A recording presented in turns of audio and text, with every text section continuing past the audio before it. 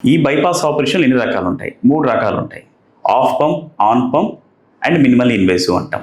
Of pump అంటే ఏంటంటే గుండె కొట్టుకుంటున్నప్పుడు, అంటే గుండె బీట్ అవుతున్నప్పుడే సర్జరీ చేస్తూ ఉంటారు.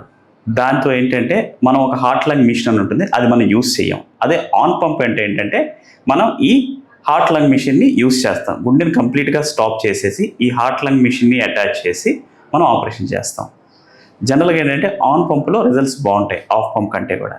ఇంకొకటి మూడో రకం వచ్చి మినిమల్లీ ఇన్వేసివ్. మినిమల్ ఇన్వేసివ్ అంటే ఏంటంటే జనరల్గా ఛాతికి మనం ఇక్కడి నుంచి ఇక్కడికి మనం ఇన్సిషన్ ఇస్తాం. అలా కాకుండా చిన్న కోతతో చేసే సర్జరీని మినిమల్ ఇన్వేసివ్ ఆపరేషన్ అంటాం.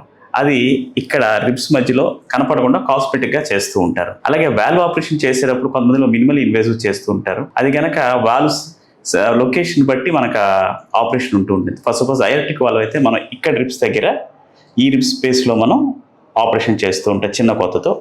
అదే మైట్రల్ వాల్వ్ అయితే కనుక ఈ రిబ్స్ దగ్గర చెస్ట్ దగ్గర చేస్తూ ఉంటాం.